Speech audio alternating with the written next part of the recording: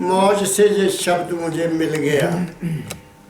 ये मेरे दादा गुरु महर्षि शिवरतलाल जी महाराज का शब्द लिखा हुआ है, मगर क्या दुनिया इसको समझेगी? मैंने समझा, मैं आपको समझा देता हूँ। अगर तुम्हें उसको मिलने की इच्छा है तब जब मैं जो कहूँगा, अगर आपको उस पर विश्वास भी हो जाए तो भी तुम्हारे काम हो जाएंगे। मिलने की तो बात ही छोड़िए। निकालो ये शब्द दाता दयाल जी महाराज का है, यही शब्द निकालो जिनको है आपके सामने। हाँ निकालो, जा आप ही पढ़ते चलो, मैं बोलता चलूँगा। जिनको चाहा राम की साधो, राम उन्हें मिल जाते हैं।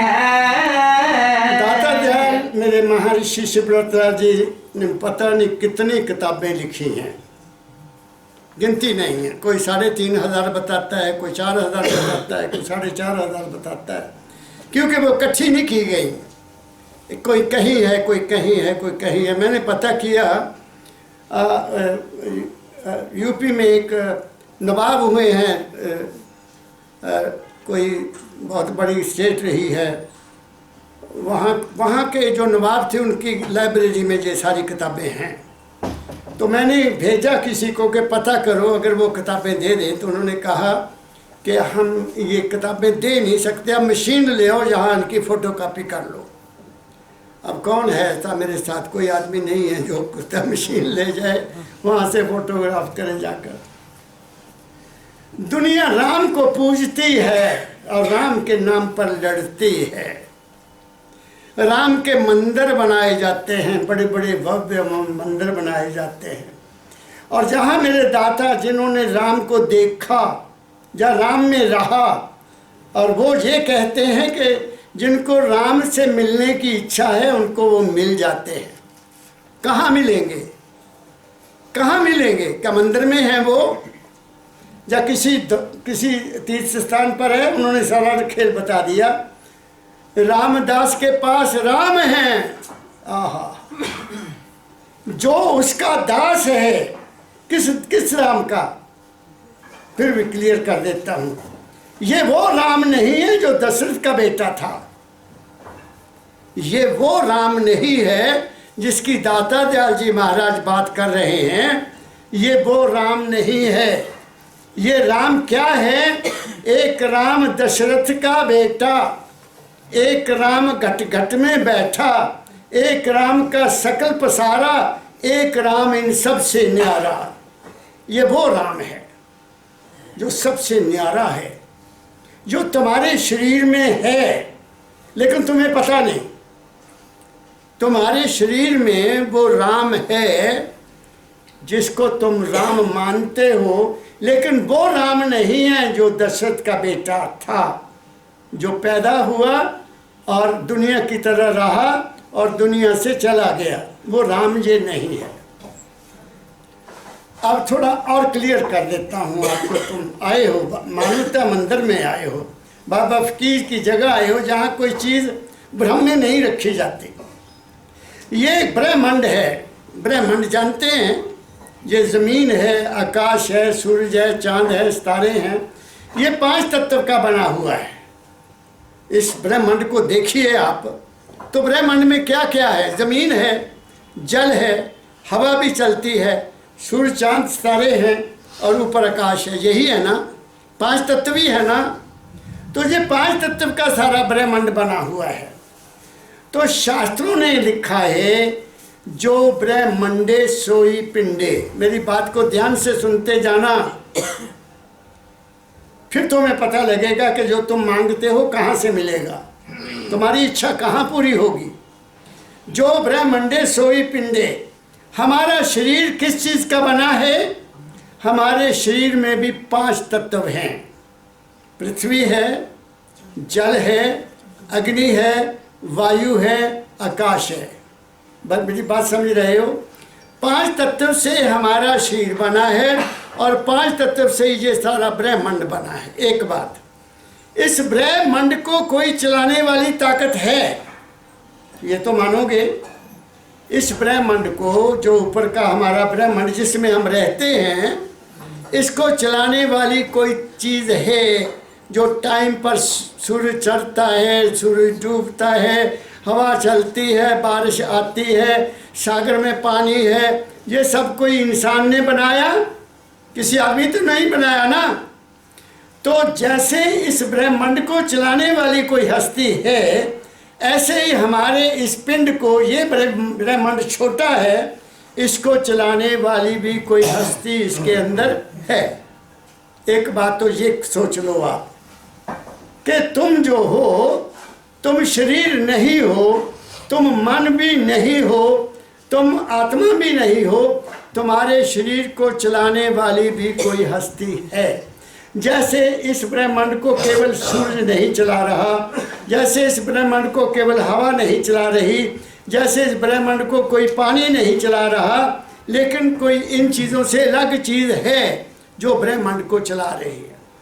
ऐसे ही हमारे शरीर में भी एक हस्ती है, वो हस्ती है, मगर हम उस हस्ती को नहीं समझते वो क्या है। हम क्या करते हैं? दाता दयाल कहते हैं, जिसको, जो उसका दास हो गया, उस राम का जो सबको चला रहा है, उसको राम मिल जाता है, क्योंकि वो केवल उसका दास है। क्या कहा मैंने? वो केवल उसका दास है। जो एक का दास हो जाएगा उसको वो मिल जाएगा, जो भटका हुआ है उसको वो नहीं मिलेगा। अगली लाइन पढ़ो। वाद विवाद में राम नहीं है, राम नहीं पूछा पेखी में। अब वो कहते हैं, अगर तुम कोई वाद विवाद करो कि मेरा राम वो है, मेरा राम वो है, मेरा राम वो है, हम वहाँ चलेंगे, वहाँ सब कुछ मिल जाएगा, तो वो तुम्हें नहीं मिलेगा। वाद विवाद में राम नहीं है। और फिर अगली क्या क्या? पूजा में, राम नहीं पूछा पेखी में। हाँ, जहाँ तुम पूजा कर रहे हो, धूप जला रहे हो, आरती कर रहे हो, घंटी बजा रहे हो, राम की मूर्ति को स्नान करा रहे हो, वो वहाँ नहीं है, वो तुमने बनाया। ऐसे ही कबीर साहब के एक शब्द है, अनघड़िया देवा कौन करे तेरी सेवा। उस राम को किसी ने नहीं बनाया, ये राम तो दशरथ ने पैदा किया। क्या कहा मैंने? जैसे हम पैदा हुए वैसे दशरथ को बेटा पैदा हुआ, तो हमारे में और उनमें क्या फ़र्क हुआ? उन्होंने भी शादी की, लेकिन उनका तो बेचारों का जीवन ही बड़ा दयनीय है, मैं ये कहूँगा। जैसा श्री राम जी का जीवन हुआ, उनके ऊपर अगर गहराई से सोचिए तो आप परेशान हो जाएंगे कि इतने बड़े संत होते हुए, इतने बड़े अवतार होते हुए उनके साथ क्या हुआ, कैसा जीवन था? उनको तो शांति मिली नहीं सारा जीवन। तो इस कबीर कहते हैं कि अनघड़िया तेरी कोई रूप नहीं है, तेरी कौन पूजा करे। घड़े देव कोई सब कोई पूजे। घड़िया जरा बना लिया, फोटो बनाती, मूर्ति बना ली, उन्होंने सारे पूजते हैं। उस सवेरे उठ के स्नान करा दे, कपड़े पवा दे, पता नहीं क्या क्या कर दे। क्या उसमें राम मिल जाएगा? वो इसमें राम नहीं मिलेगा। कैसे मिलेगा राम? आगे पढ़ो बेटा। रामदास ने राम को पाया, सहज ही देखा देखी में। वो ये कहते हैं कि रामदास के पास राम है। हाँ, अब बताइए तो, रामदास के पास राम है? थोड़ा और क्लियर कर देता हूँ, तुम लोगों के भ्रम नहीं रहना चाहिए। दाता दयाल जी महाराज ने परम दयाल जी महाराज को पत्र लिखा, क्योंकि वो दौड़े जाते थे।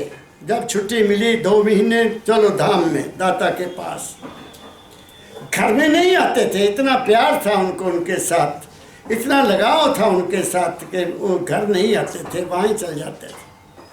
तो दाता दयाल उनको कहते थे, फकीरा गुरु तो तेरे पास, तेरे तन में, तेरे मन में, तेरे सांसों श्वास। तो दाता कहते, परम दयाल जी महाराज हमें बताया करते थे, बच्चों मैं समझता था क्यों जो दाता कहते थे गुरु तेरे पास है, तो मैं जब ध्यान में बैठता हूँ तो मैं दाता को दर्शन कर लेता हूँ, मैं खुश हो जाता था कि दाता तो मेरे पास है। बात समझ गए?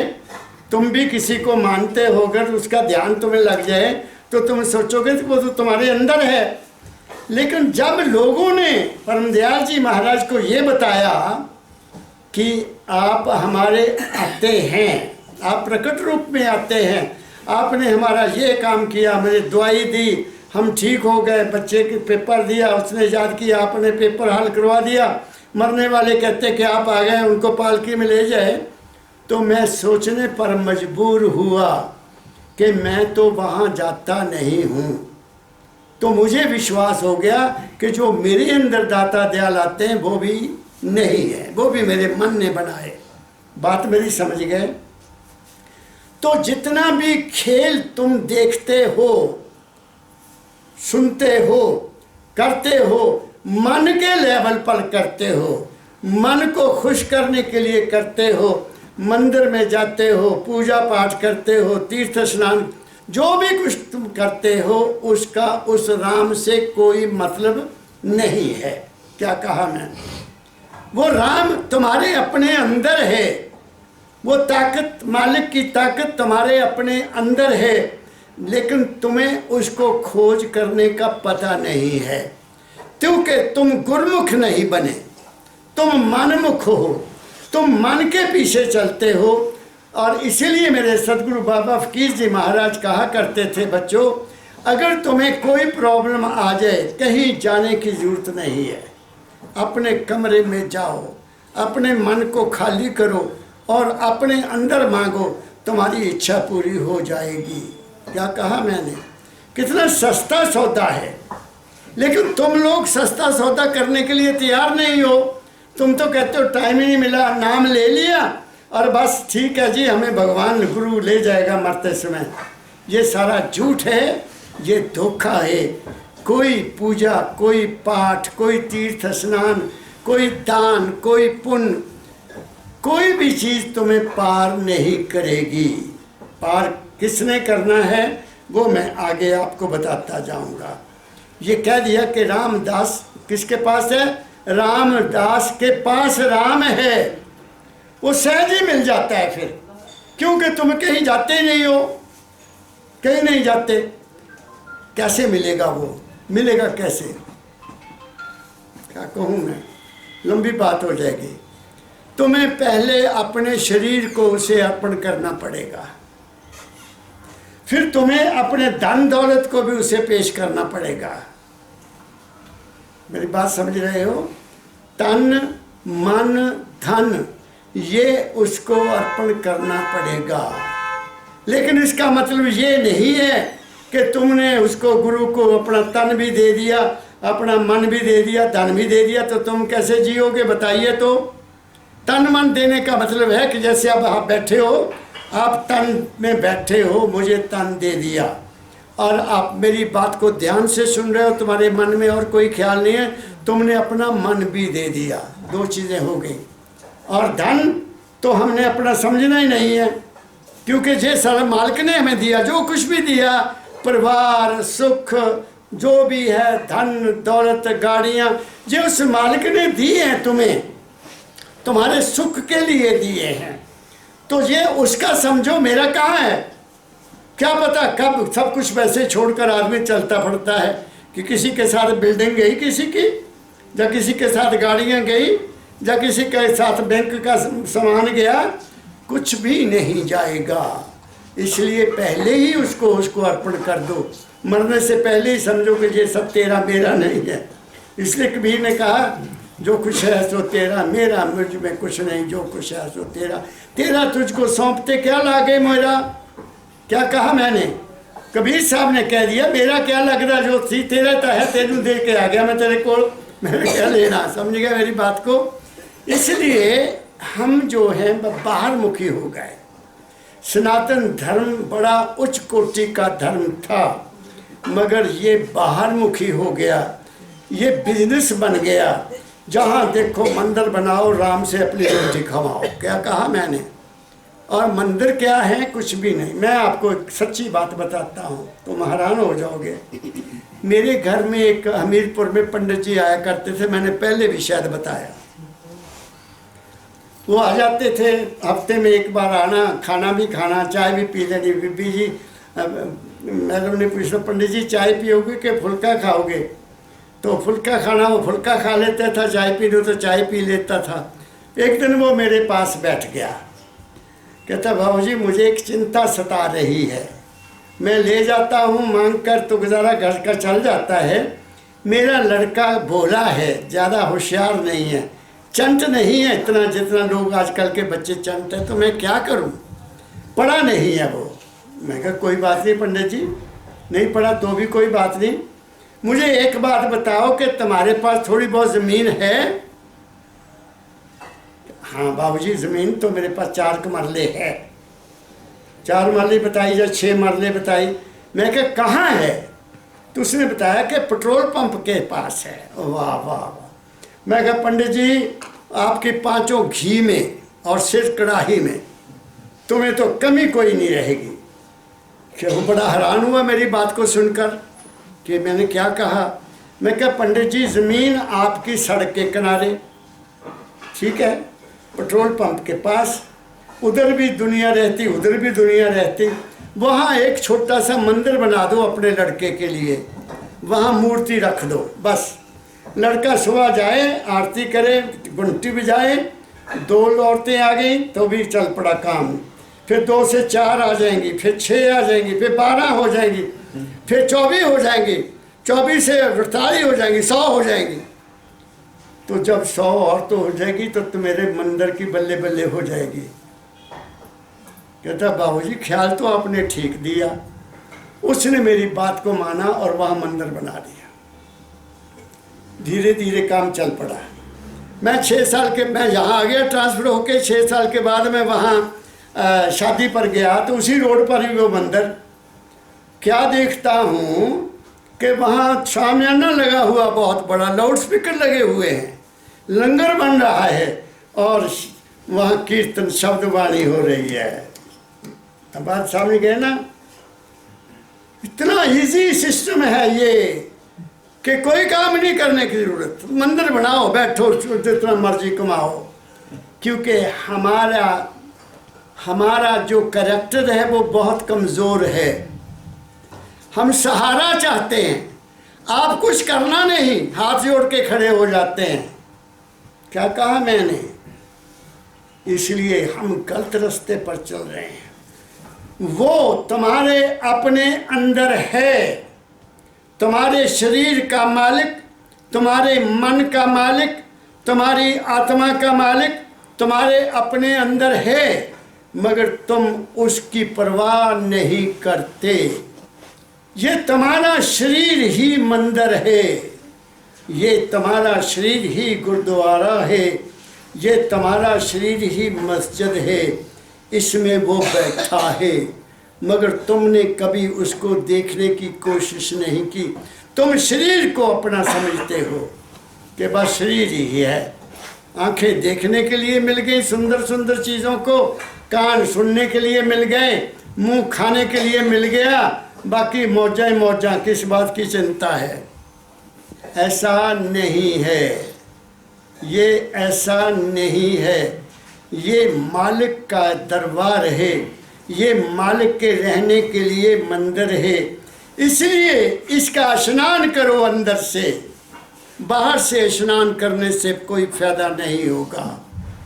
अंदर का स्नान करो, और वो स्नान कैसे होगा? जब तुम उसको याद करोगे जो तुम्हारे अंदर बैठा है। क्या कहा मैंने? उसको देखो, वो कौन है? जो आँख में बैठकर देखता है, जो कान में बैठकर सुनता है, जो जीभ पर तुम्हारी रोटी का स्वाद लेता है, जो तुमने खा लिया उसको वो पचाता है, जो तुमने पी लिया उसको वो पानी के रूप में बाहर निकालता है। वो क्या करता है? तुम्हारा दिल धड़कता है, उसके कारण तुम्हारी नब्ज़ चलती है, उसके कारण। तुम बताओ तुम क्या करते हो? पहले ये सोच लो कि तुम क्या करते हो। तुम्हारा शरीर पर कोई भी अधिकार नहीं है। बताइए, है कोई कहे आदमी कि मैं रोटी पचाता हूँ, कोई कहे ये कि मैं नब्ज़ चलाता हूँ, कोई कहे ये कि मैं दिल की धड़कन मैं करता हूँ। कोई माई का लाल नहीं कहेगा। जो वो काम कर रहा है तुम्हारे अंदर, वो मालिक है तुम्हारा। तुम्हारा मालिक मंदिर में नहीं बैठा है, तुम्हारा मालिक किसी तीर्थ स्थान पर नहीं है। क्या कहा मैंने?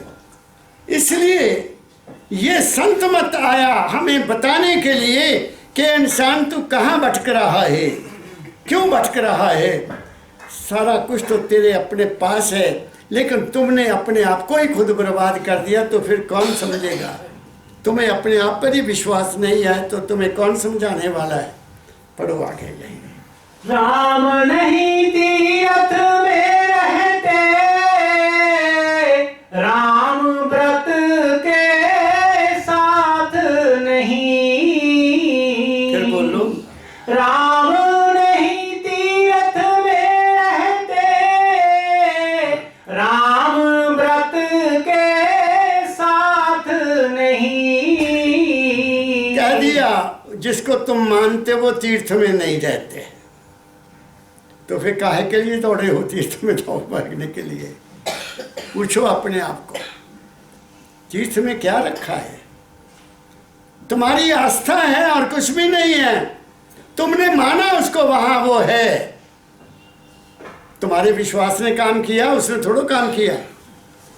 किसी मूर्ति ने थोड़ा काम किया, तुम्हारे विश्वास ने किया। तुमने मान लिया उसको। क्या कहा मैंने? एक बच्चा, मैं मिसाल देता हूँ, एक बच्चा छोटा अपनी माँ को माँ मानता है, तो उसको माँ का सुख मिलेगा। उसका भाई उसी माता को, जो माता है, उसको अपनी बहन मानता है, उसको बहन का सुख मिलेगा। क्या कहा मैंने? और ऐसे पति को पत्नी का सुख मिलेगा, बाप को बेटी का सुख मिलेगा। मिलेगा कि नहीं मिलेगा?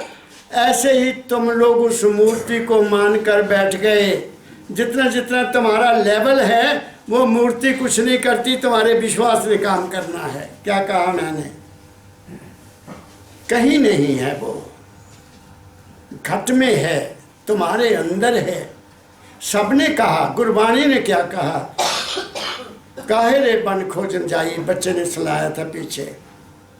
सर्वनिवासी, सदा रहने वाला, जो हर जगह है, सर्वनिवासी सदा अलेपा, तुम्हारे संग समाई, तुम्हारे अपने अंदर है, तुम्हारे संग समाया हुआ है वो। जब वो चले जाएगा, ना तुम देख सकोगे, ना तुम बोल सकोगे, ना तुम खा सकोगे, ना तुम हाथ हिला सकोगे, कुछ भी नहीं कर सकोगे। क्या कहा मैंने? बात को समझो। कहीं नहीं है राम। राम तुम्हारे अंदर रमा हुआ है। जो तुम्हारे अंदर रमा हुआ है वो है राम। वो है तुम्हारी ताकत। दो है अंश जो आगे दाता दयाल जी बताते हैं। आगे चलो बेटा। रामदास के हाथ राम है और नहीं कोई पाते हैं। फिर एक बात और कह देता हूँ, वो मालिक जो है वो अटल है, वो असीम है, वो अकय है, वो अनाम है, वो हस्ती है। वो हस्ती है। हस्ती यहाँ नहीं है, यहाँ हस्ती नहीं है, अपने आप नहीं आई है। उसकी किरण यहाँ है। जैसे सूरज कहाँ है? सूरज आकाश में है। उसकी किरण कहाँ है? यहाँ है। उसकी किरण ने यहाँ रोशनी की हुई है। अगर सूरज यहाँ आ जाए फिर क्या होगा? सब कुछ जल जाएगा ना। ऐसे वो मालिक जहाँ नहीं है, उसके बारे में कहा है बलहारी में कुदरत बस्या, तेरा अंत न जाए लखिया। वो इस कुदरत में उसकी ताकत है। जितनी कुदरत है, कुदरत में ज़मीन से लेकर आकाश तक जो कुछ भी तुम देखते हो, ये सारा कुदरत का खेल है। और ये सारी की सारी कुदरत कहाँ से आती है? उसी से आती है और उसी में समा रही है। जो कुछ भी उत्पन्न होता है वो उसी से आता है और उसी में ही समा जाता है। सो दर केहा सो घर केहा जा में सर्व संभाले, गुरु नानक साहब की बाणी है। वो घर किड्डा बड़ा है, वो किड्डा बड़ा देश है जिथे सब कुछ जाके समा जाता, समा नहीं रहा सब कुछ। देखो जरा दुनिया कहाँ से कहाँ चली जाती है, शहर के शहर पर ख़त्म हो जाते हैं, नगर के नगर ख़त्म हो जाते। कहाँ गए? हमने सब ने चले जाना, कहाँ जाना? उसी में चल जाना जहाँ से हम आए हैं। क्या कहा मैंने? तो उसका तो वो जो है वो किसके पास है? तुम्हारे अपने पास है। मैं एक शब्द आपको और सुना दूंगा, आगे पढ़ो। बूंद में सिंधु, सिंध में बूंदे, बूंद सिंधु दो एक हुए। अब कह दिया उन्होंने, वो सागर है, सागर की हम बूंद हैं। दाता दयाल जी महाराज कह रहे हैं, मगर आप ये बात नहीं समझ सकते हो। मैं समझता हूँ, क्योंकि मुझे एक ऐसे सत्पुरुष के पास बैठने का और उनके सुनने का वक्त मिला और मुझे पता लग गया मेरा भटकना ख़त्म हो गया। मैं कहीं नहीं जाता, ना कोई तीर्थ, ना कोई व्रत, ना कोई ये, ना गंगा। मिले गंगा बंगाल में भी वही है तो वहाँ भी वही है। क्या कहा मैंने? बूंद सिंध से अलग हुई है। बूंद जानते ना, छोटी सी थोड़ा सा पानी, और जब वो पानी बूंद वहाँ सागर में चले जाएगा तो वो क्या बन जाएगा? सागर बन जाएगा अपने आप। जब सूरज की किरण वापस चली जाती तो अंधेरा हो जाता ना। जहाँ जब सूरज छिप जाता है तो उसकी किरण यहाँ तो नहीं रहती, वो वापस चल जाती है। ऐसे ही जब हम यहाँ से चले जाएंगे पीछे जहाँ अंधेरा हो जाएगा, कुछ नहीं रहेगा। आफ्टर मी द डेल्यूज, मेरे साथ ही प्रलय हो जाएगी। किसकी? मेरी दुनिया की। मेरी दुनिया मेरे अंदर है। मेरी दुनिया ये नहीं है जो बाहर की है, ये तो कुदरत की दुनिया है। हर इंसान की अपनी दुनिया है, तुम्हारा अपना संसार है। जो तुम सोचते हो, जो तुम विचार करते हो, जो तुम योजनाएं बनाते हो, वो तुम्हारा संसार है। और क्या है? तुम अपने मन के अंदर एक दुनिया पैदा कर रहे हो और उस दुनिया के मुताबिक तुम अपना जीवन गुजार रहे हो। और तुम्हारी दुनिया तुम्हारे मन ने पैदा की। मन किसने पैदा किया? जो तुमने खाया, मन उसने पैदा किया। अगर खाया ठीक है तो मन भी ठीक होगा, और खाया ठीक नहीं तो मन भी गलत विचार करेगा। करके देख लो, तुम करो, खुद करके देख लो। हक्कलाल की कमाई खाने वाले का मन कभी भी गलत ख्याल नहीं लेगा। जो चोरी चिकारी करते हैं उनके मन में कभी शुद्ध विचार आएगा ही नहीं। क्या कहा मैंने? बुरा कर्म, बुरा मन, बुरी दुनिया, बुरा ख्याल, वो कभी सुखी रह नहीं सकते। क्या कहा मैंने? तो हम किस लेखे में पड़े हुए हैं? हम उसकी बूंद हैं। बूंद बनकर दुनिया में खुशी से रहो, आनंद से रहो। क्या रखा है इधर उधर भागने का? तुम एक दफा बैठ तो जाओ। गुरबानी का शब्द मुझे याद आ जाती, गुरबानी भी याद आ जाती है। थिर कर बैठो, फिर ठहर जाओ, क्यों भटकते? थिर कर बैठो हर जन प्यारे, उस मालिक के प्यारियों थिर होकर बैठो। थिर कर बैठो हर जन प्यारे, सतगुरु तुमरे का सवारे। वो सवारेगा जो तुम्हारे अंदर है। दुष्ट दूत परमेश्वर मारे, जो तुम्हारा विरोध करने वाले हैं, दुष्ट हैं, दूत हैं, सब मार देगा। करके देख लो, तुम्हें कुछ भी करने की जरूरत नहीं है। मैं क्या कहूँ, मेरी ज़िंदगी मुझे ये बता रही है, मेरा जीवन ये मुझे साबित कर रहा है कि ये गुरबानी बिल्कुल ठीक लिखी गई है। दुष्ट दूत परमेश्वर वारे, जन की पैज राखी करता रे। जो उसका हो गया वो उसकी इज्जत खुद रखता है, वो उसकी कमियों को खुद पूरा करता है, वो उसकी डिमांड को पूरा करता है, मगर कोई मूर्ति तुम्हारी डिमांड पूरी नहीं करेगी। वो पूरी करने वाला तुम्हारे अपने अंदर है। आगे पढ़ो। बूंद सिंधु का झगड़ा मन में, उनके लिए अनेक हुए। हाँ, बस जब दोनों मिल गए तो फिर झगड़ा खत्म हो गया। क्या कहा मैंने? सूरज की किरण सूरज में चली गई, सागर का सागर में चला गया। गुरबानी में एक शब्द भी है, सूरज किरण मिली जल का जल हुआ राम। सूरज किरण मिली जल का जल हुआ राम। यहाँ की अग्नि जहाँ से आई थी वापस चली गई, जहाँ का जल जल में चला गया, वायु वायु में चली गई, आकाश की वाणी आकाश में चली गई। बाकी की रह गया? कुछ भी नहीं रहा, खाक मिट्टी, मिट्टी रह गई ना। लेकिन वो जो चीज़ थी वो है, उसकी मौत नहीं होती है। तुम जो वास्तव में हो, तुम अजर अमर अविनाशी हो। तुम्हारा शरीर अजर अविनाशी नहीं है, ये बदल रहा है हर वक्त। तुम्हारा मन भी अजर अविनाशी नहीं है, तुम्हारा मन भी हर वक्त बदल रहा है, हर वक्त बदल रहा है। तुम्हारी दो चीज़ें बदल रही हैं। तो जो क्षर अक्षर हैं वो तो नाश हो जाएंगी। क्षर अक्षर ने अक्षर पारा, वो जगह जो है वो ना कभी बदलती है ना वो कभी नष्ट होती है, वो तुम हो। मगर तुम्हें कौन समझाए? तुम तो दुनिया की डिमांड्स के बारे में मारे हुए हो। ये भी मिल जाए, ये भी मिल जाए, ये भी मिल जाए। तुम्हें अपने उस मालिक के ऊपर विश्वास ही नहीं आता है। क्या कहा मैंने? आगे पढ़ो।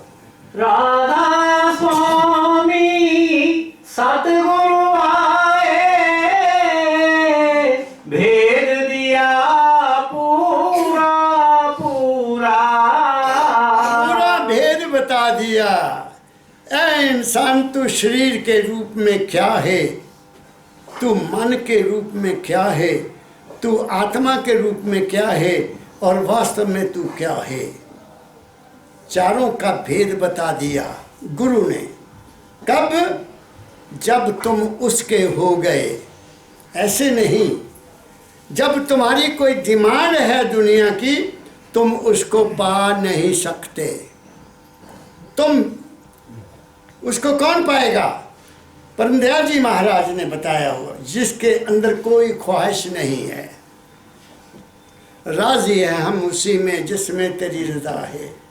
मौज मालिक में रहते हैं वो इच्छा नहीं करते, वो मांग। आप हैरान होंगे, मैं परमदयाल जी महाराज के पास काफ़ी देर रहता था। वो मेरे पास आ जाया करते थे, 4-4 दिन मैं उनकी सेवा में रहता था। मेरे सतगुरु ने कभी स्वयं नहीं कहा कि बच्चों मैंने चाय पीनी है। उन्होंने ये नहीं कहा मुझे प्यास लगी बच्चों मुझे पानी पिलाओ। क्या कहा मैंने? आपको मैं कुछ बता रहा हूं। हजूर ने कोई चीज नहीं कहते थे, कुछ भी नहीं कहते थे। खाने को क्या बनाया क्या नहीं बनाया ना, जो रखा उसमें से एक फुलके का मंडा उतारा, थोड़ी सब्जी ली, खा लिया। दूसरे फुलके का मंडा, मंडा जानते ना, ऊपर का हिस्सा जो पतला सा होता है, वो उतारना, खा लिया। एक चमचा इससे ले लिया, एक चमचा सब्जी से ले लिया, एक ले लिया, बस हाथ धो लिए। ये उनकी खुराक थी। क्या कहा मैंने? चाय बना के ले जाते थे तो वो ले लेते थे, नहीं तो ये नहीं कहा कि बच्चा चाय बनाओ। उनको मैंने गौर से देखा। ये नहीं कहा कि गोपाल ये कपड़े नहीं पहनने, ये पहनने हैं। जो कपड़े गोपाल ने पहना दिए वही पहन लिए। वो किस में रहते थे? अपने आप में रहते थे। उनकी देखभाल करने के लिए हम जैसे बैठे थे। क्या कहा मैंने? तो उसके हो जाओ, इसलिए तो कहा है, गुरबानी में कहा है, जे तू मेरा हो रहे सब जग तेरा हो। तुम किसके होना है? अपने अंदर के होना है। तुम्हारे अंदर जो है उसके होना है, उसकी आवाज़ को सुनो। तुम मन की आवाज़ को सुनते हो, अपनी आवाज़ तो कभी सुनते नहीं हो। वो अंदर से आवाज़ भी देता है तुम्हें, बच्चा ये काम ठीक नहीं है, लेकिन तुम करते हो। तुम मन के पीछे लगे हुए हो। तो तुम जरा सोचो तुम्हें क्या आवाज़ आ रही है, तुम्हें क्या कहा गया है, लेकिन तुम परवाह नहीं करते, इसलिए तुम दुखी हो जाते हो। मैं तुम्हें खास बात कह रहा हूँ कि वो बाहर नहीं है, वो कहीं भी नहीं है। आप भी एक शब्द निकालो, अनगढ़िया देवा। अगला पढ़ो बेटा, अगली लाइन। जो कोई भेद भाव को मेटे, सतगुरु का सेवक सूरा। दाता दयाल महर्षि शिवरात्रा जी कहते हैं कि गुरु ने राधा स्वामी रूप में आकर मुझे पूरा पूरा भेद दे दिया। भेद क्या दे दिया? कि जो भेदभाव रखता है, भेदभाव कौन सा? दुनिया के तो भेदभाव तुम रखते ही रखते हो ना, लेकिन तुम भगवान से भी भेदभाव करते हो कि भगवान उस मंदिर में है, जाओ उस मंदिर में है, जाओ उस मंदिर में है, जो उस मंदिर में है। तुम उसमें भी भेदभाव मानते हो। कोई शनि को लेकर बैठा हुआ है, कोई। सबसे बड़ी हैरानी की जो बात मैं दुनिया में देखता हूँ, सबसे बड़ी जो मैं महसूस करता हूँ कि ये इससे बड़ी हैरानी नहीं हो सकती। हमारा शास्त्र कहते हैं कि 3 देवता हैं, उन्होंने उनका नाम रखा ब्रह्मा विष्णु महेश। ऐसा मैं बताऊंगा भी। अब ब्रह्मा की ड्यूटी लगा दी है उत्पत्ति करने की, कि ब्रह्मा उत्पत्ति करता है, यहाँ पैदा करता है, सबको वही पैदा करता है। और विष्णु सबकी पालनहार है, विष्णु सबको पालता है, उनको खाने को देता है, पीने को देता है, कपड़े देता है, धन देता है, दौलत विष्णु भगवान देते हैं, जिनको हम नारायण कहते हैं। और शिवजी महाराज की क्या ड्यूटी लगा दी? सबका संहार करो, सबको मार दो, खत्म कर दो। यही है, मेरी बात समझ रहे हो? शिव जी की ड्यूटी है सबका कल्याण कर देना। चल भाई, तेरा भी टाइम खत्म हो गया, तू भी चल, तू भी चल। अब दुनिया में मैं क्या देखता हूँ, दुनिया में सबसे ज्यादा पूजा किसकी होती है? शिव की पूजा करते हैं। और शिव के रूप की नहीं पूजा करते, शिव के शिवलिंग की पूजा करते हैं। मैं पंडितों को पूछता हूँ, तुम ये क्या कर रहे हो? कहीं उसको महाकाल कह दिया, कहीं उसको कुछ कह दिया, कहीं उसको कुछ कह दिया। क्या मतलब इसका? जब उसका काम ही हमारा नरसंहार करना है, तो वो तुम्हारे को क्या देगा? बुरा मानो चाहे अच्छा मानो, वो तुम्हें कुछ देने वाला नहीं है। देने वाला कोई और है, तुम्हें खिलाने वाला कोई और है, तुम्हें मारने वाला कोई और है। तो फिर किसकी पूजा करें? ब्रह्मा जिसने हमें पूजा पैदा किया, उसकी कोई पूजा नहीं करता। कहीं ब्रह्मा का मंदिर देखा तुमने? मैं गया अजमेर, अजमेर वहाँ एक जगह है पुष्कर, वहाँ एक तालाब है बहुत बड़ा, कहते वहाँ भी अमृत गिरा था, वहाँ भी कुंभ लगता है। तो मेरे साथ स्टूडेंट्स थे, 20-25 लड़के लड़कियाँ थे। तो वहाँ पता लगा कि यहाँ ब्रह्मा का भी मंदिर है, केवल एक मंदिर। तो मैं पहले वहाँ गया, तो वहाँ दो बैठे पंडित जी, सीधे साधे, कोई तिलक तुलक नहीं लगाया हुआ। तो वहाँ कोई मूर्ति नहीं है, बस कबूतर घूम रहे हैं। मैं कहा पंडित जी, कहते ब्रह्मा का ये मंदिर है, लेकिन यहाँ तो कुछ भी नहीं है। कहते बाबूजी यहाँ कोई नहीं आता, हम अपनी रोटी खाते हैं, ब्रह्मा की कोई पूजा नहीं करता। और नीचे उतरे तो उसमें थोड़ा पानी था, तालाब में पानी था। तो दूर से देख के एक पंडित जी दौड़े हुए आए, उनके हाथ में नारियल। आओ जी बाबू जी, आओ जी। बड़ा खुश कि मौजा लग गई, 5-5 रुपए या 2-2 रुपए भी देंगे तो मेरे तो 100-200 बन ही जाना। तो पानी में खड़ा हो गया, लाओ जी पूजा करो, पूजा करवा लो। अब बच्चों को मैंने समझा दिया था पहले कि इनके नखरों में नहीं आना, मुझे बोलने देना। मैं कहा पंडित जी क्या करना, ये पुष्कर का ये तालाब है जी, यहाँ बहुत बड़ा कुंभ लगती है। और मैंने कहा ये गोबर पड़ा हुआ चारों तरफ, ये गोबर पड़ा हुआ है, तुम्हारा ये तालाब तो बड़ा गंदा हुआ है। वो कहे पूजा करो जी। मैं कहा पंडित जी आप ऐसा करो, मैं भी पंडित हूँ, तुम बाहर आ जाओ, मैं तुम्हारी पूजा करता हूँ। तुम तालाब से बाहर आ जाओ, मैं तुम्हारी पूजा कर देता हूँ कि तुम्हारे को सद्बुद्धि मिले, तुम लोगों को बेवकूफ़ बनाना बंद करो। गालियाँ निकालता दौड़ गया, और मुझे गालियाँ निकालता दौड़ गया। बात समझ गया। ये मैं मंदिरों की बात बता। मैं चला गया नमिश एक जगह और है सीतापुर ज़िला में। वहाँ कहते हैं सबसे पहला आदमी पैदा हुआ मनु, शत्रुपा के साथ। तो वहाँ देखा एक थड़ा था, थड़ा जानते ना, ऊंचा सा थड़ा था। तो जहाँ वो रहते थे वहाँ कुछ भी नहीं था। तो जैसे मेरे साथ 4-5 आदमी थे, तो पंडित जी दूर से दौड़कर आए। तो देखा कि ये सफ़ेद कपड़ों वाले हैं, कोई बाहर से लाए लगते हैं, बूट भी सफ़ेद डाले। बाबूजी आइए, आप कहाँ से आए? मैं कहा मैं हिंदुस्तान से आया हूँ, भारत से आया हूँ, आप सेवा दसो। मैं तो दर्शन करने के लिए आया हूँ, देखने आया हूँ कि जहाँ क्या है।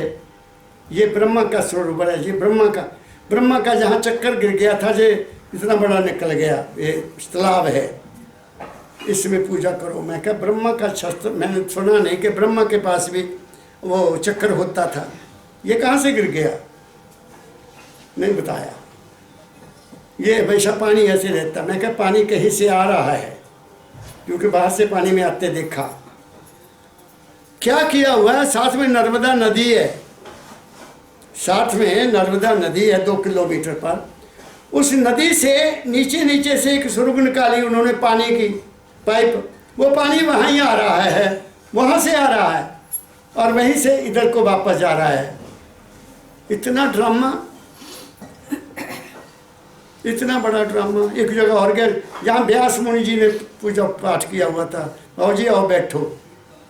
मैंने कहा आपसे बात क्या करूं बताइए, आप बड़े भाग्यशाली हैं। मैं कहा वो मुझे खुद पता है कि मैं भाग्यशाली हूँ, तेरे बताने की क्या ज़रूरत है। जहाँ देखो गालियाँ, तुम्हें फिर गालियाँ देंगे वो। हम बोले हैं, हम भटके हुए, हम कमज़ोर हैं, हम कमज़ोर हैं क्योंकि हमें अपने ऊपर विश्वास नहीं है। मैं 2 बातें नौजवानों को कहता हूँ, 2 जो नौजवान मुझे मिलते हैं। Take care of your character, अपने चरित्र का ख्याल रखो। Number 1, have confidence in yourself, अपने आत्मा में विश्वास रखो कि तुम सब कुछ कर सकते हो। And have faith in him, उस मालिक में केवल विश्वास रखो कि वो मेरा है, बाकी तुम्हारा कोई नहीं है। क्यों नहीं कोई भी? अब तुम निकालो कबीर साहब का शब्द, अनघड़िया देवा को करते। अब मैं तुम्हें साबित कर देता हूँ कि तुम्हारा कोई नहीं है। क्यों नहीं कोई भी? कबीर साहब की बाणी सुन लो।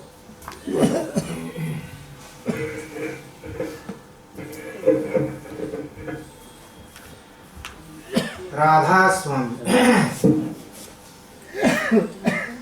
अनगढ़िया देवा कौन करे तेरी सेवा। कबीर साहब कहते हैं ऐ मालिक, उस मालिक को कह रहे हैं जो कुछ नहीं करता, उसको कोई बना नहीं सकता। वो स्वयंभू है, वो खुद है, उसको कोई नहीं बना सकता। उसकी कोई मूर्ति नहीं बन सकती, उसका कोई मंदिर भी नहीं बन सकता, उसका कोई रूप नहीं है, उसका कोई नाम भी नहीं है, उसका कोई रंग भी नहीं है। आप गुरु गोविंद सिंह साहब जी महाराज का वाणी सुनो, जहाँ उन्होंने उस मालिक का प्रशंसा की है कि वो कैसा है। आहा, पता नहीं कितने शब्द उन्होंने उस मालिक के बारे में लिखे हैं। तू अरंग है, अरूप है, अनाम है, अगम्य है, वो बहुत लंबा लिखा है। ऐसे संतों ने उसकी खोज की और कहा कि उसका कोई ठिकाना मिलता नहीं है।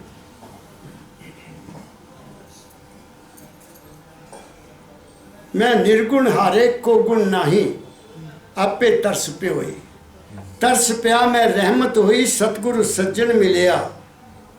जब वो तरस करता है तो सतगुरु सज्जन मिल जाता है। संत कहते हैं मेरे में गुण कोई नहीं है, सतगुरु मिल गया तो सब भेद मिल गया। आप समझ गए ना? तो उस मालिक को कबीर कहता है कि तेरा कोई रूप नहीं है, तेरा कोई रंग नहीं है, तेनू कोई बना नहीं सकता, तो तेरी पूजा कौन करे? अनघड़या देवा कौन करे तेरी पूजा। अब आगे कहते हैं कि पूजा किसकी होती है, अगली लाइन पढ़ो। अनगढ़या देवा कौन करे तेरी सेवा। हाँ। गढ़े देव को सब कोई पूजे, नित ही लावे मेवा।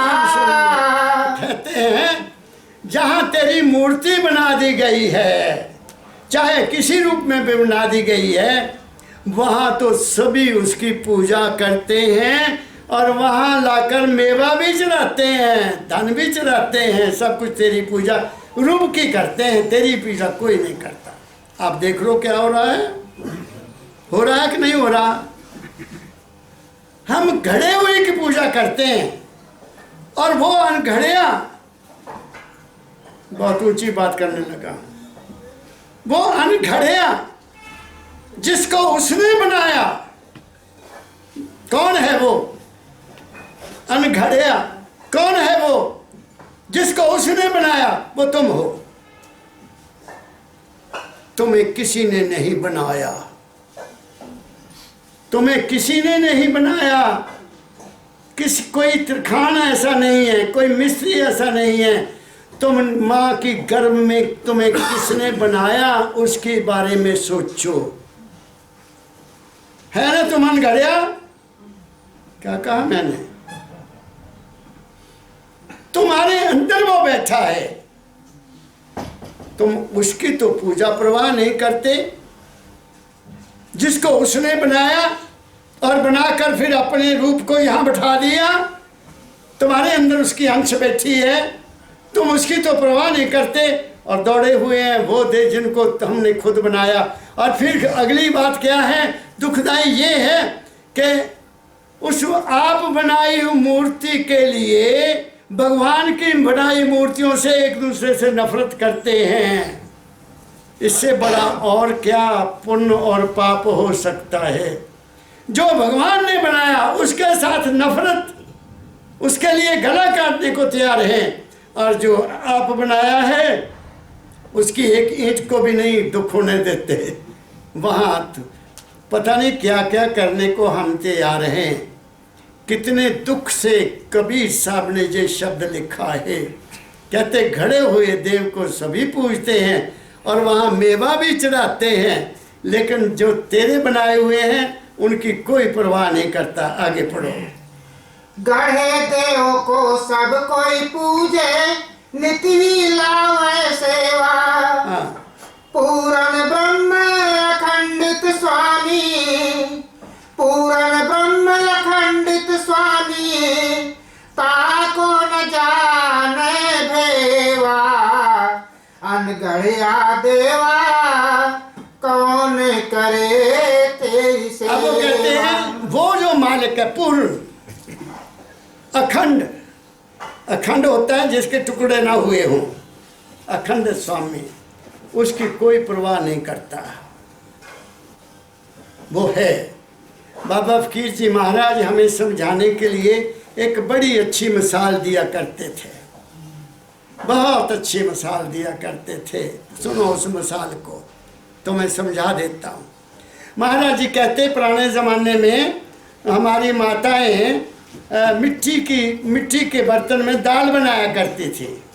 अब तो कोई है नहीं मिट्टी की दाल बनाते वक्त। वो क्या करती थी कि गोबर के उपले होते थे, भैंस के गोबर के उपले होते थे, उसको एक पड़ोली में लगा देना, उसमें आग लगा देनी और वो बर्तन रखकर उसमें पानी डाल देना, पानी डालकर दाल को धो लेना, दाल भी डाल देनी, नमक डाल दिया, मिर्च डाल दी, हल्दी डाल दी, और उसके ऊपर एक ढक्कन रख देती थी जो गलियों वाला होता था, ताकि वो दाल जो है जब उबलने लगे तो बाहर ना निकले, बाहर निकल जाए। तो सारा काम करना घर का, मैंने तो माँ को देखा हुआ है, हमारी माँ तो ऐसे दाल बनाती थी। और घर में एक मिट्टी का ऐसे बनाया होता था, उसमें गोबर की पाथियाँ लगा देनी, आग लगा देनी, और फिर दाल डालनी, और फिर ढक के सारा काम करना, पशुओं को पट्ठे डालना, घर की सफाई करना, सारा काम अपने आप करती थी माताएं।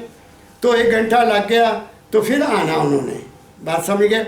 आके फिर एक चमचा लेना बड़ा, उसमें से ढक्कन उठाना, ऐसे थोड़ी सी दाल निकालनी, उसमें से एक दाना लेना, वो दाने को ऐसे करना, बन गया। और फिर एक और निकालना, फिर उसको मुंह में डाल लेना, देखना नमक भी ठीक है, मिर्च भी ठीक है, चलो बच्चों खाना खाओ। कोई तड़का नहीं लगता था, समझ गए ना मेरी बात को। तो अब आ गई प्रॉब्लम, रिफाइंड ऑयल जितना मर्जी खाओ, तो जितनी मर्जी बीमारियाँ ले लो, वो सब आपको बीमारियाँ लगेगी। घर के घी होते थे, बस घी का चमका डाला और बस मज़े आ गए। परमदयाल जी महाराज के कहते थे कि माँ साडी एक दाने से ये जान लेती थी कि दाल सारी बन गई, आधा किलो बन गई, सारे परिवार की दाल एक दाने से जान लिया। ऐसे ही तुम्हारे अंदर एक दाना है, कहाँ रहता है? यहाँ रहता है, और उसकी हस्ती सारे शरीर में फैली हुई है। इस हस्ती को वापस ले जाकर यहाँ पहुँचाना है। जब वो दाना तुम पहचान गए तो तुम उस सारे बालक को जान गए। क्या कहा मैंने? बात को समझे कि नहीं समझे?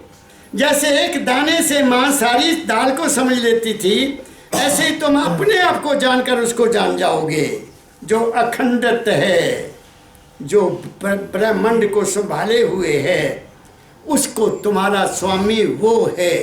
फिर पढ़ो यही लाइन, पूरन ब्रह्म अखंडित स्वामी, ताको न जाने भेवा। उसकी भावना कोई नहीं करता जो पूर्ण है, अखंडित है, पूर्ण है वो, और उस पूर्ण की हम अंश हैं, और उस हमारी अंश की कोई जाति नहीं है, उस अंश का कोई रंग नहीं है, उस अंश का कोई रूप नहीं है, उस रंग की कहीं बाहर कोई जगह नहीं है, उस अंश का कहीं बाहर कोई मंदिर नहीं है, उस अंश का बाहर कोई तीर्थ स्नान नहीं है। वो जो कुछ है वो तुम्हारे अपने घट में है, घट में है। दाता गुरु नानक साहब ने लिखा, घट में है सूझत नहीं, लानत ऐसी जिंद, नानक इस संसार को हुआ मोतिया बिंद। कहते सारे मोतिया बिंद होया, इन्होंने नजर नहीं आता। और क्या कहे? क्या कहा मैंने? आगे चलो। 10 अवतार निरंजन कहिए, सो अपनो ना होए। आगे वो कहते हैं कि 10 अवतारों को भी हम मानते हैं, वो तुम्हारे नहीं है, वो तुम्हारे हो ही नहीं सकते।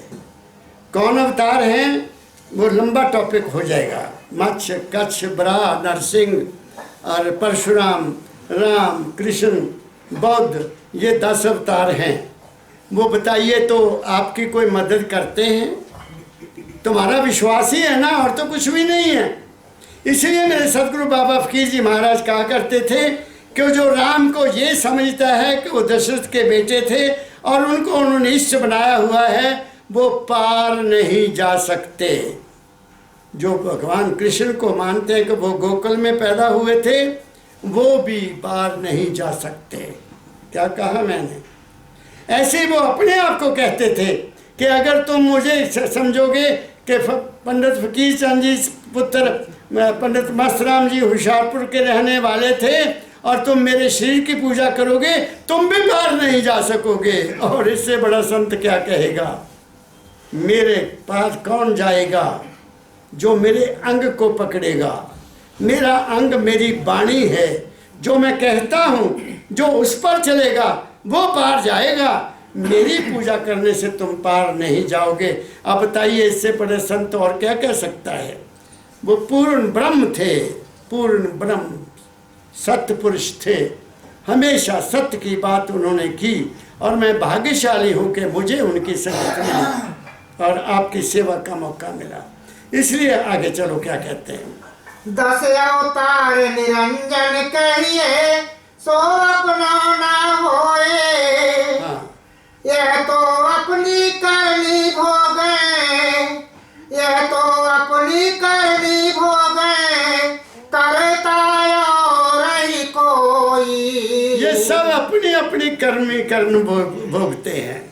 चाहे कोई संत था, चाहे कोई अवतार था, चाहे कोई ऋषि था, चाहे कोई मुनि था, उनका इतिहास पढ़ के देखो, तुम्हारी आंख खुल जाएगी। उन्होंने भी अपने कर्म को, फल को भोगा। विशिष्ट जी का विशिष्ट ऋषि ने भगवान राम का विवाह का सारा मुहूर्त खुद निकाला कि इस समय में विवाह किया जाए तो बहुत अच्छा होगा। लेकिन हुआ क्या? कहाँ अच्छा हुआ? एक दिन भी नहीं आराम से कट सके। विवाह करके आए तो उधर से वनवास में जाओ 14 साल। वहाँ गए तो रावण सीता जी को ले गए। क्या कहा मैं? वहाँ से वापस आई तो उनका लिया गया, अग्नि परीक्षा ली गई कि तुम वहाँ रहकर आई हो। शास्त्रियों ऋषियों ने कहा, पंडितों ने, पहले इसका टेस्ट लो कि ठीक है। ये अग्नि परीक्षा ली गई, वो पास हो गई अग्नि परीक्षा में, क्योंकि रावण तो उनके पास गया ही नहीं, जा ही नहीं सकता था। वो इतनी सती पतिव्रता थी। और फिर भी उसके बाद एक धोबी के कहने के ऊपर, जिसने अपने पत्नी को थोड़ा तंग किया और पूरे शब्द बोले, सीता को घर से निकाल दिया। बताइए, सारा जीवन वाल्मीकि के जीवन आश्रम में ही। मैं कहता हूँ वाल्मीकि सबसे ऊंचे आदमी हैं जिन्होंने सीता माता की सेवा की। उनका तो नाम ही नहीं लेते हम। 2 बच्चों को पाला और उनको तैयार किया युद्ध लड़ने के लिए, और हराए, रामवीर हराए, और हनुमान को भी बांध लिया उन्होंने। क्या कहा मैंने? हम उनका नाम नहीं लेते। क्या कहा? हम कितने कृतज्ञ हैं, हम बहुत बड़े कृतज्ञ हैं। क्या कहा? वो कहते हैं, क्या पढ़ा आपने? पढ़ो। यह तो अपनी करनी भोगे। सभी अपनी अपनी करनी भोगते हैं। भगवान कृष्ण ने नहीं भोगी, भील के हाथों से मारे गए और सारा परिवार नष्ट हो गया आपस में लड़कर, कोई नहीं बचा। महाराज मेरे बाबा फकीर जी महाराज बड़े संतों के नाम भी लेते थे। उसके साथ ये हुआ, उसके साथ ये हुआ, उसके साथ ये हुआ। हर इंसान, इंसान तू बाकी सब कुछ जो मर्जी कर, तेरा कर्म प्रधान है। जो तू करेगा सो भरेगा। ये कुदरत का असूल है। इस हाथ दे दे और इस हाथ ले ले। अच्छे कर्म कर, बुरे कर, तू फ्री है। तुम्हें खुली छुट्टी, जो मर्जी कर, मगर याद रख तुम्हें तेरे ही कर्म का फल वो भोगना पड़ेगा। एक जन्म में भोग ले, 10 जन्म में भोग ले, जा सदा भोगता रहे, आता रहे, दुखी होता रहे, कष्ट उठाता रहे। क्या कहा मैंने? इसलिए कह दिया, सब अपनी अपनी करनी, चाहे अवतार हो, चाहे संत हो, चाहे गुरु हो, चाहे महात्मा हो, चाहे कोई हो, सबको भोगनी पड़ेगी अपनी अपनी। इसलिए कर्म प्रधान विश्व कर रखा, जो जस कीन तैसो फल चाखा। कर्म गति टारे नहीं टरे, नहीं टर सकती। पाठ करो, पूजा करो, ये करो, वो करो कि ये काम हमारा पाप टल जाएगा, नहीं टलेगा। उसका फल और मिलेगा, जो किया उसका फल और मिलेगा। आगे चलो। ब्रह्मा विष्णु महेश्वर कहिए, इनसे लागी काए। कहते हैं ब्रह्मा और विष्णु और महेश्वर, इनके सिर पर काई लागी है, इनकी ड्यूटी लगी हुई है। जिनकी अपनी ड्यूटी लगी हुई है वो तुम्हारा क्या करेंगे? पहले वो अपनी ड्यूटी पूरी करेंगे, आपके पीछे दौड़ेंगे। क्या कहा? कबीर साहब कहते हैं, फिर पढ़ो यही लाइन। ब्रह्मा विष्णु महेश्वर कहिए, इनसे लागी काए। इनहु भरोसे मत कोई रहियो,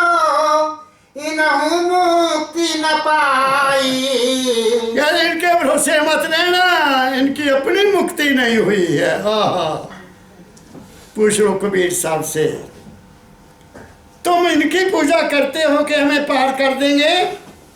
कबीर साहब कहते हैं इनकी अपनी मुक्ति नहीं हुई है तो फंसे हुए हैं।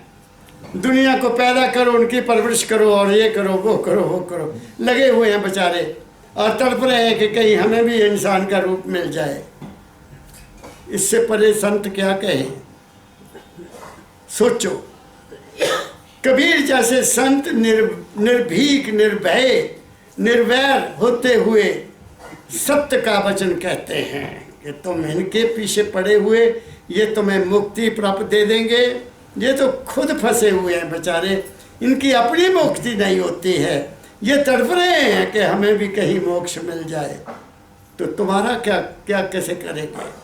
देख लो, कबीर साहब ने कह दिया, मैं उनकी वाणी का आपको दे रहा हूँ। क्यों कह रहा हूँ, बार बार क्यों स्ट्रेस कर रहा हूँ कि आप अपनी भटकना को छोड़ो, आप इधर उधर भटकना छोड़ो, आंखें बंद करो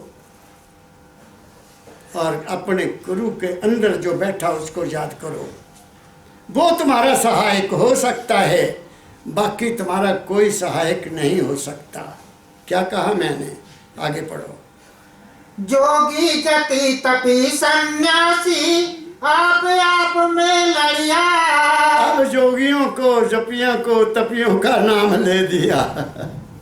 अखाड़े बने हुए हैं उनके, नागा अखाड़ा, वो अखाड़ा, वो अखाड़ा, वो अखाड़ा, और कुंभ पर लड़ते हैं, वो आपस में लड़ते हैं। इसीलिए कबीर साहब ने, स्वामी जी ने कह दिया, भक्त उपासक जोगी ज्ञानी इन सब चक्कर खाया। ये सब पुलेखे में हैं कि हम कपड़े नहीं डालेंगे, भस्मी लगा लेंगे तो भगवान मिल जाएगा, ना वो नहीं मिलेगा। वो ऐसे मिल ही नहीं सकता।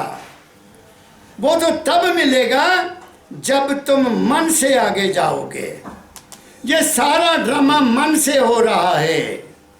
कोई जोगी बन गया, कोई तपी बन गया, कोई ज्ञानी बन गया, कोई ध्यानी बन गया, कोई भक्त बन गया। किसका भक्त बने हो भाई तुम? किसके बने हो? नारायण के भक्त बने हो तो कहाँ जाओगे? उन तो खुद फंसे हुए हैं बेचारे। तुम किसकी पूजा करो? दाता दयाल जी एक जगह लिखते हैं कि मैं अपने सिवा, मैं सुनाऊंगा आपको जो शब्द, मैं अपने सिवा अब किसकी ध्यान करूं? मैं अपने सिवा अब किसकी पूजा करूं? क्या कहा उन्होंने? दाता दयाल जी महाराज। जब वहां तुम पहुंच जाते हो, जब तुम्हें वहां का अनुभव हो जाता है, तुम कोई पूजा पाठ नहीं करते, कुछ नहीं करते, तुम उसमें रहते हो। आप उसमें रहना शुरू कर देते हो, उसकी मौज में चले जाते हो, जो वहां से हुक्म आता है उसके मुताबिक चलते हो और कुछ नहीं करते। क्या कहा मैंने? उसको किसकी पूजा करनी? फिर उसको पता लग गया कि मेरे तो अंदर बैठा है, इस शरीर में बैठा है। मन वो मन नहीं है। मन तो चालबाजी करता है, कभी यहाँ कभी वहाँ, कभी वहाँ कभी वहाँ, कभी किसी को अपना बनाता है, कभी किसी को शत्रु बनाता है, किसी को कुछ बना लिया, कभी बनाता है ना। तो वो तो वहाँ चले जाते हैं जहाँ कोई भी कुछ नहीं बनता। वहाँ मैं उसको मैं बयान नहीं कर सकता, शब्द नहीं है। जब हम शरीर, मन और आत्मा से ऊपर चले जाते हैं, वहाँ तुम वो ही हो जाते हो। लेकिन वो हालत हर वक्त नहीं रहती। जब उसकी दया होती तो तब बनती है वो हालत। फिर उसको दुनिया का पता लग जाता है कि ये क्या है दुनिया, ये स्वप्न है, ये जगत जो तू देखदा चले नहीं सकते रे। ये संसार जो है ये उसका खेल है, उसके खेल में वो अपना खेल खेलता है और साइलेंट रहता है, वो किसी की बात नहीं करता। क्या कहा मैंने? आगे चलो। जोगी जति तपी सन्यासी आप में लड़िया। कहे कबीर सुनो भाई साधो, कहे कबीर सुनो भाई साधो, सब तरिया। कबीर साहब कहते हैं तरेगा कौन, कौन तरेगा, बाकी नहीं तरेंगे कोई भी। ज्योति जो भी जति सती सन्यासी, पूजा करने वाले, पाठ करने वाले, यात्रा करने वाले, तीर्थ कोई नहीं तरेगा। तरेगा कौन? फिर पढ़ो यही लाइन, कहे कबीर, कहे कबीर सुनो भाई साधो, शब्द लखे सोई तरिया। एक शब्द है आपके अंदर। अब फिर बता देता हूँ, आप किसी महापुरुष के पास बैठे हैं, वो जो वाणी कहता है वो भी शब्द है। कोई सत्पुरुष अगर कोई वाणी कहता है और आप केवल उस वाणी को सुनने के लिए गए हैं, तो तुम उस वाणी को पकड़ो, वो भी शब्द है। उस शब्द को पकड़कर उसके पीछे चलो, उसको अमल में लाओ, अपने जीवन में उतारो। क्या कहा मैंने? दूसरी बात, फिर जब तुम अंदर बैठते हो तो तुम्हारे अंदर अनेक शब्द होते हैं। हमारे अंदर अनेक शब्द होते हैं। किसी को बम बम की सुनाई देती है, किसी को घंटा सुनाई देता है, किसी को बांसुरी सुनाई देती है, किसी को कुछ, वो हमारी प्रकृति के अनुसार है। ये जरूरी नहीं है कि सबको ओम का ध्वनि सुनाई दे, सबको बांसुरी, नो, ऐसा कुछ भी नहीं है। कुछ ऐसे प्राणी होते हैं जो अंदर कुछ भी नहीं सुनते, वो केवल अंदर ऊपर चले जाते, शब्द उस शब्द को सुनते जो जहाँ हो रहा है। बात समझ गए? वो जो शब्द है, जब आप उसको सुनेंगे तो तुम पार हो जाओगे। क्योंकि वो क्या शब्द है? वो धुर की वाणी आई जो सगली चिंत मिटाई। वो वाणी अपने आप अंदर हो रही है, जिसके बारे में कबीर साहब ने कहा, माला फिरूं न हर भजूं, मैं कुछ नहीं करता, माला फिरूं न हर भजूं, मुख से कहूँ न राम, मैं राम भी नहीं जपता, मेरा राम मुझे भजे तब पाऊं विश्राम। तो वहाँ जो वाणी हो रही अंदर, वो कौन सुनता है? तुम सुनते हो, दूसरा कोई उसको सुन नहीं सकता। वो जो सुनने वाला है वो पार होगा। बहुत ऊंची बात कह दी है कबीर साहब ने। ये पूजा पाठ करने से तुम पार नहीं हो। हाँ, हो सकता है तुम्हारी कोई मनोकामना पूरी हो जाए, तुमने कुछ मांगा हो जाए पूरा, लेकिन वो भी वही होगा जो तुम्हारे कर्म में लिखा हुआ है, वैसे नहीं होगा। क्या कहा मैंने? तो इसलिए आज दो शब्द मैंने आपको सुना दिए। एक तो कुदरती निकला, जिनको राम से प्रेम है उनको राम मिल जाते हैं, और कह भी दिया राम किसको मिलेगा? जिनके पास राम है जिनके पास राम है, अंदर है, वो मिलेगा उसको, वो नहीं मिलेगा मूर्ति वाला, वो नहीं मिलेगा। क्या अदर कबीर साहब का सुना दिया, अनघड़िया देवा कौन करे तेरी सेवा। अनघड़िया भी तुम्हारे अपने अंदर है। कुछ ना किया करो, सुबह शाम उठा करो, सुबह उठा करो, जल्दी उठा करो। और कह दिया कर स्नान सिमर प्रभ अपना, जिसको भी तुम मानते हो, उन्होंने कंडीशन नहीं लगाई। कर स्नान सिमर प्रभ अपना, अपना प्रभ। तुम्हारा प्रभ कौन हो सकता है? जो तुम्हारे अंदर है। क्या कहा मैंने? कर स्नान सिमर प्रभ अपना, तन मन रहे अरोगा। जो तुम्हारे अपने अंदर है उसको याद करो कि मैं कौन हूँ, मैं कौन हूँ, मैं कौन हूँ, मैं कौन हूँ। जब तुम मैं कौन हूँ कहोगे तो फिर पता लगेगा कि मैं तो हूँ ही नहीं, वो ही है और कोई नहीं। बात समझ गए? मैंने बहुत कुछ कहा, फिर भी मैं कहता हूँ तुम्हारी मनोकामनाएं होती हैं। हम मंदिर चलेंगे तो हमारा ये भी काम हो जाएगा, हम वहाँ जाएंगे ये भी काम। मैं सच्चे दिल से चाहता हूँ जिस आशा को आप लेके आए हो, मेरे सतगुरु के दरबार में आए हो, जहाँ कभी कोई खाली नहीं गया, आप भी जिस इच्छा को लेके आए हो, मेरा दाता वो पूरी करे। आप सबके लिए मेरी शुभकामना। आप सुखी रहो, तुम्हारे घरों में सुख रहे, शांति रहे। आप सबको बहुत बहुत प्यार भरा राधा स्वामी, राधा स्वामी, राधा स्वामी, राधा स्वामी, राधा।